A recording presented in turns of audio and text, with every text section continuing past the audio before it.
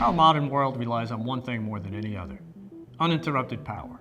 Power to run hospitals, power to deliver clean drinking water to our homes, power to operate 911 call centers, and power to distribute electronic data, the lifeblood of our digital age.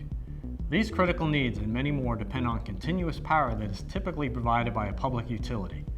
And when an emergency arises, power is supplied by a standby source such as a backup generator. Making the switchover from utility power to standby power is the job of a transfer switch. Transfer switches come in different sizes based on their electrical ratings. Low amperage designs are relatively small and suited for mounting to a wall or other vertical surface. Higher amperage ratings require a larger enclosure, oftentimes mounted to a concrete pad, that can accommodate copper bus and a greater number of cables connecting the power sources and electrical load. All power consumed by the circuit connected to the transfer switch output is defined as the electrical load, or more simply, the load. Common examples are lights, computers, heating and cooling systems, and elevators. Transfer switch operation can be automatic, non-automatic, or manual. An automatic transfer switch, or ATS, is an intelligent electrically operated device that is self-acting. It is equipped with microprocessor control logic that constantly monitors the voltage and frequency of normal and alternate power sources. Upon detecting a failure of the normal power source, an ATS will automatically transfer the load to the alternate power source. In some cases, transferring the load to the alternate source is postponed for a few seconds until voltage and frequency fall within a prescribed range. This is common for diesel generators that must start and reach rated speed. As a general rule, an ATS will automatically retransfer the load back to the normal power source once it is restored. A non-automatic transfer switch is an electrically operated device that is not self-acting and requires a human operator to initiate a load transfer. This can be accomplished using a push button or selector switch. A manual transfer switch is a manually operated device that is not self-acting and requires a human operator to initiate and execute a load transfer. An example of manual operation is cranking a handle. The portion of the transfer switch that is physically responsible for carrying the rated electrical current and shifting the load connection between power sources is the switching mechanism. There are two types of switching mechanism technologies for an electromechanical transfer switch: contactor and circuit breaker. This does not apply to static transfer switches. The contactor type is a single device comprised of two sets of main contacts that will remain open or closed until commanded to change state. A main contact can be thought of as a light switch in a home. Flipping the switch on closes the contact and provides power to the light. Flipping it off opens the contact and removes power. An advantage of the contactor type is its commonality and single housing design. Disadvantages are it should not be operated manually under load and does not provide overcurrent protection. Overcurrent protection is a safety mechanism that protects the load from experiencing an abnormal condition, such as a short circuit that can be dangerous. The circuit breaker type is comprised of two circuit breakers, each with a set of main contacts that must be commanded to open and close, but can self-open to protect the circuit when equipped with a trip response. Advantages of this type are built-in overcurrent protection, use in selective coordination applications, and in some cases, the ability to be mounted in a cassette for easy replacement. Circuit breakers that do not include a trip response behave more like a contactor. The traditional transfer switch system configuration, or arrangement, includes an electric utility service and a diesel engine generator that serve as normal and alternate power sources. The normal source is the one the load is connected to during normal conditions. The alternate source serves as the backup or emergency power source. This system arrangement is often referred to as a standby generator system, where a single generator or multiple generator sets operating in parallel serve as the alternate source. Critical facilities with a standby generator system will sometimes include provisions for a second or temporary generator to serve as a redundant backup that can be used during periods of inclement weather or when scheduled maintenance is being performed on the first or permanent generator. A second system arrangement employs two utility sources. The two sources can be independent of each other, which requires the public utility to provide dual electric services, or they can originate from a single electric service that is distributed through redundant paths within a facility. When a single electric service exists, this can be altered to add a standby generator source. The generator can be dedicated for use by a single transfer switch or shared among multiple transfer switches governed by a priority control scheme. Transfer switches at times are applied between two generator sets for prime power use, often at remote installations. In such cases, one generator is required to run continuously for extended periods of time.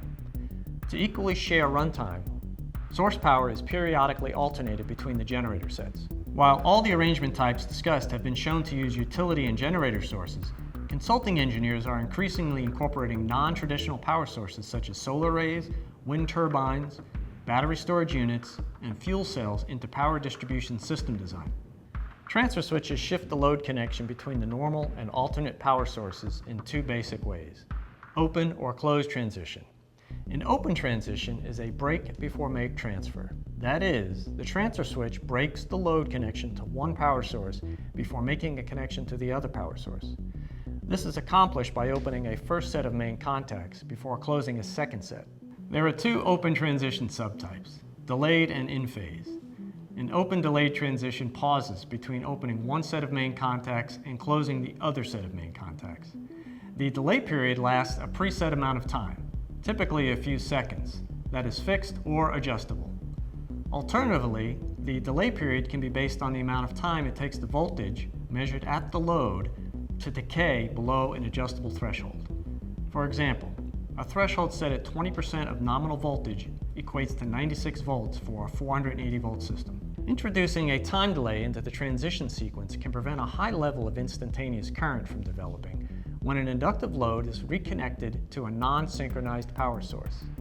This can occur when a residual voltage is briefly maintained at the load due to the generator effect created by a rotating motor or by the stored energy released from a transformer winding. An advantage of an open transition is the transfer can be initiated automatically or manually and does not require the two power sources to be electrically synchronized. The disadvantage is the load will experience a brief interruption in power during the delay period unless there is a stored energy system, such as an uninterruptible power supply or UPS, located downstream of the transfer switch. With a UPS, critical electronic loads that are sensitive to short power disturbances can be protected during the transition. An open in-phase transition uses solid-state control logic to rapidly execute an open transition at the precise moment it expects the normal and alternate power sources to be synchronized in phase, voltage, and frequency. If synchronization does not occur within a predefined time span, some transfer switches will default automatically to a delayed transition as a failsafe. An advantage of an open in-phase transition is a rapid transfer that minimizes power interruption to the load. The disadvantage is a transfer cannot be manually initiated because synchronization is needed. A closed transition is a make-before-break transfer, in that the transfer switch momentarily makes or closes both sets of main contacts prior to breaking or opening one set. ATS is configured for closed transition initiate a transfer when both power sources are closely synchronized in phase, voltage, and frequency. Since this transition type briefly overlaps closure of the main contacts, the load receives continuous power throughout the transfer process. The overlap period, when both sources are simultaneously connected to the load or paralleled, lasts no more than 100 milliseconds to comply with product safety and local utility interconnect requirements. It's important to note that a closed transition is not possible unless both sources are available. The advantages of this transition type are critical loads can continue to operate without an interruption in power during a retransfer, loaded generator testing, or in preparation of maintenance.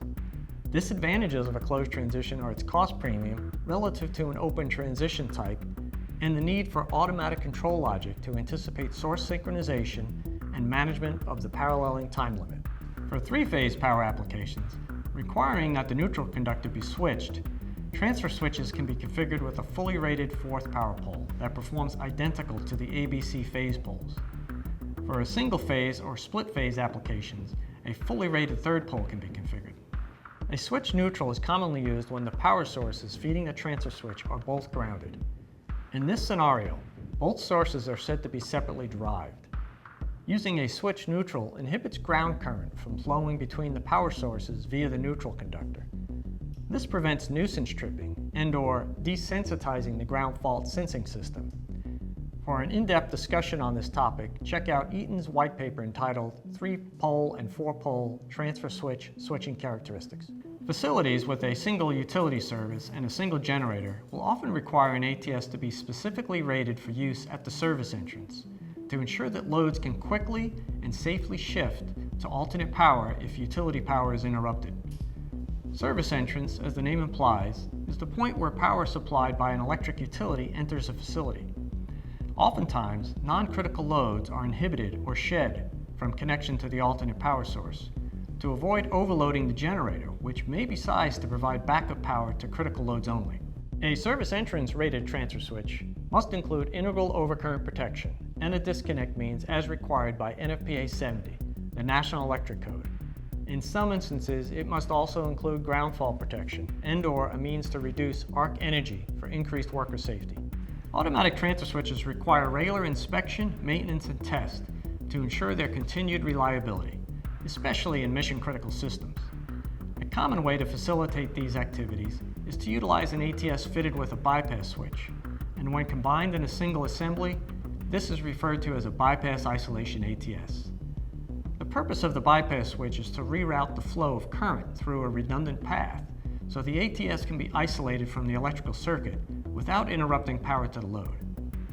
The bypass switch can be automatic, which rapidly restores power without human intervention, or it can be manual, which requires constant monitoring and supervision by a qualified person when the ATS is isolated for service or test. The industry product safety standard governing low-voltage transfer switch equipment is UL 1008. To ensure a minimum level of reliability, the standard requires that all transfer switches listed to apply the UL 1008 mark meet rigorous construction criteria and performance testing, regardless of the design type. The battery of performance tests conducted include undervoltage, overvoltage, overload, dielectric, temperature rise, endurance, and withstand closing current, which emulates a short circuit condition. Not all transfer equipment in the marketplace is listed to UL 1008. Transfer schemes are commonly found in switchgear and switchboard assemblies utilizing circuit breaker pairs. But it's important to understand that if the transfer equipment does not bear the UL 1008 listed mark, it has not been evaluated and tested to the standard. When applying a transfer switch for use in a power distribution system, consideration must be given to its withstand closing current rating, or WCR, to ensure system integrity and reliability. The UL 1008 standard permits transfer switches to be marked with one or more short circuit and/or short time WCRs that are specific to an overcurrent protection device type or model. Examples of overcurrent protection devices are circuit breakers and fuses. Transfer switches with multiple WCR ratings provide greater application flexibility. The WCR represents a transfer switch's capability to ride out a fault condition until the overcurrent protective device that is internal to the transfer switch assembly or is located externally upstream opens and clears the fault. The WCR applicable up to a maximum voltage is given in thousands of amps and must be equal to or greater than the available fault current calculated at the location of the transfer switch in the electrical circuit. The available fault current is the maximum amount of current provided by the system that will flow through the transfer switch if the load terminals are shorted by a metallic conductor, otherwise known as a bolted fault. In some instances, a WCR will be qualified by a maximum time duration. Understanding the different withstand closing current ratings for a transfer switch and how to apply them is important because many of the system types outlined in Article 700 of the National Electric Code require a transfer switch to be field marked with its short circuit current rating. For a more comprehensive discussion of WCR ratings, I invite you to watch Eaton's short 2-minute video entitled Short Circuit WCRs. To learn more about automatic transfer switches, please visit eaton.com/ATS, or to interact with them and see them in operation, contact us or your local Eaton representative to schedule a visit to one of Eaton's Power Systems Experience Centers today.